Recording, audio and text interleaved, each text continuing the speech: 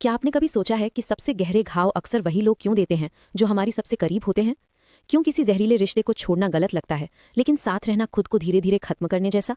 शायद वो परिवार का कोई बड़ा सदस्य हो जो सबके सामने आपकी आलोचना करने का बहाना ढूंढता हो, या वो दोस्त जो फिक्र के मीठे शब्दों में अपना कंट्रोल छिपाए रखता है। आप खुद से सवाल करते हैं, क्या मैं ज़रूरत से ज़्यादा सोच रहा हूँ? क्या शांति बनाए रखने के लिए मुझे चुप रहना चाहिए?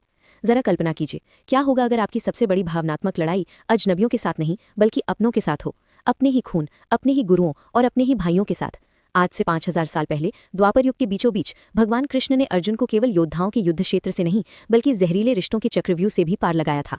वो रिश्ते जो उसके अपने परिवार के भीतर थे। आज हम जानेंगे कि कृष्ण की वो सलाह आज भी आप पर कैसे लागू होती है, चाहे आप किसी कंट्रोलिंग बुजुर्ग, धोखेबाज साथी या अहंकारी व्यक्ति से जूझ रहे हों। महाभारत में युद्ध क्षेत्र तो केवल एक बाहरी मैदान था, लेकिन असली युद्ध तो भीतर का था, आध्यात्मिक और भावनात्मक। दुश्मन केवल कवच पहने योद्धा नहीं थे, कई दुश्मन तो रिश्तों और प्रेम का नकाब पहने खड़े थे।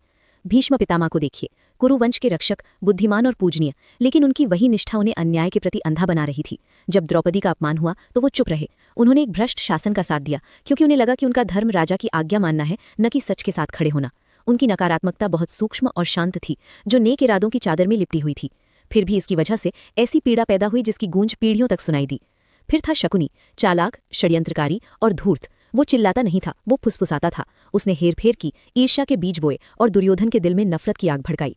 दूसरी ओर दुर्योधन का व्यवहार बिल्कुल साफ था, अहंकारी, ईर्ष्यालु और असुरक्षित, जो अपने डर को आत्मविश्वास के मुखड़े के पीछे छिपाता था। वो दूसरों को सफल होने नहीं देख सकता था। खुद को बेहतर बनाने के बजाय उसका पूरा ध्यान दूसरों को नीचे गिराने में था। अर्जुन की लड़ाई आज की हमारी लड़ाई की तरह केवल कार्यवाही के बारे में नहीं थी, वो लड़ाई थी अपनी सीमाओं के बारे में। जब अर्जुन ने इन पुरुषों को देखा तो उसे केवल दुश्मन नजर नहीं आए, उसे वो लोग नजर आए जिनके साथ वो पला बहा था। उसने अपना धनुष छोड़ दिया और कहा कि मैं इनसे नहीं लड़ सकता। अपने ही परिवार के खिलाफ शस्त्र उठाने से बेहतर है कि मैं मर जाऊं। कृष्ण ने अर्जुन को मजबूत बनने के लिए धक्का नहीं दिया, उन्होंने बस उसे हकीकत को वैसा देखने की दृष्टि दी जैसी वो वास्तव में थी। कृष्ण का पहला सबक था पहचानना। उन्होंने अर्जुन को सतही पहचान, मामा, भाई, बुजुर्ग से परे देखने और उनके कार्यों और इरादों को समझने के लिए प्रेरित किया।